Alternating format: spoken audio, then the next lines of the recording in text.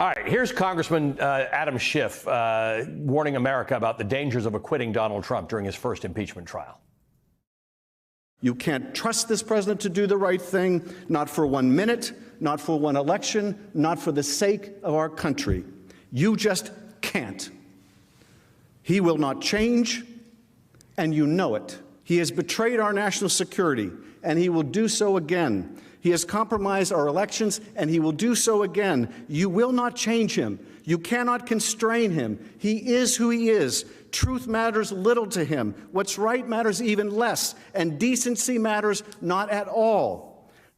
Trump was not constrained by his first impeachment. He went right to work sowing distrust about the 2020 presidential election. Trump was not constrained by losing the 2020 election. He tried to overturn the results, stood by as a Trump mob attacked the Capitol on January 6th and let them call for his vice president to be hanged. Trump left office in disgrace in January 2021, but Republicans refused to convict him and constrain him from running for office again. And so here is Trump over the weekend doing exactly what Congressman Schiff warned us he would do. And again, Christians, get out and vote just this time. You won't have to do it anymore. 4 more years, you know what? It'll be fixed. It'll be fine. You won't have to vote anymore, my beautiful Christians. I love you, Christians. I'm a Christian. I love you. Get out. You got to get out and vote. In 4 years, you don't have to vote again. We'll have it fixed so good you're not going to have to vote. We'll have it fixed so good you won't have to vote. Joining us now is the California Congressman Eric Swalwell. He's a member of the House Judiciary Committee. He was on the House Intelligence Committee that impeached Trump in 2019. He served as an impeachment manager in the second impeachment trial of Donald Trump and is suing Donald Trump civilly over the January 6th attack. Congressman, good to see you again. I've seen a lot of people sort of say, you know, the media is losing its mind about this thing and he was just joking. First of all, why would anybody think he's joking? You know, given everything that resume that he's got, given January 6th, when he says you don't have to vote anymore, but he says this stuff with impunity and people clap. I don't know who the Christians were in the crowd who were clapping, but they shouldn't like that idea.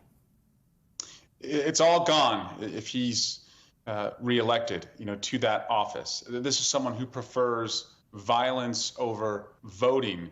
And when it comes to exacting revenge, he's going to prefer vengeance over any courtroom verdicts. So you like to have a, marriage with the person you love, a same-sex marriage? Gone. You want an abortion? Gone. You want financial freedom? Gone. It's all going to vanish just like that, Allie. You like having your own doctor and it being affordable under the Affordable Care Act? Gone.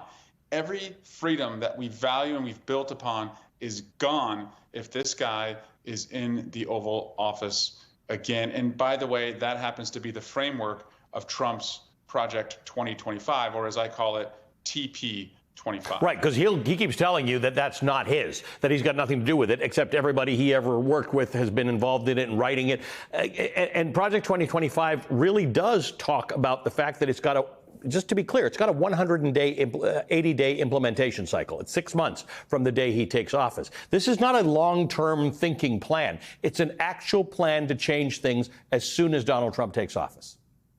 And also, it's an attack on your personal freedoms immediately. And by the way, these creeps keep saying that people with families should have more voting power at the ballot box than someone who doesn't have a family, and that a single person in America should pay more in taxes. But by the way, if you want to meet someone and you get into a relationship, get married, and say it turns into a violent relationship, they've got you locked up in a forced marriage. That's part of Project 2025, is to not allow you to get out of your marriage. They would get rid of what's called no-fault divorce. Say you want to start a family and have children, as J.D. Vance thinks every woman in America should do.